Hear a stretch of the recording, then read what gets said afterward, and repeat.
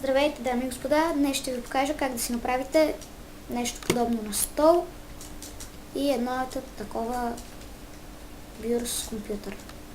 Столът се прави само с бутало, не лепкаво.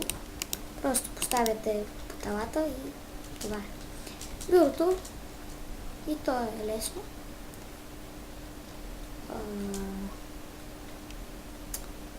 Правите така.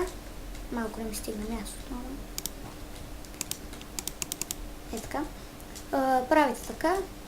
Тук слагате нещо като столче, клавиатура, мишка и екран. И ето ви го.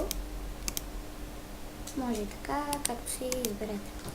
Ето ви компютъра, столчето.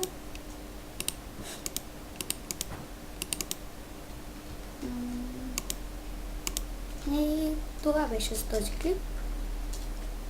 До скоро!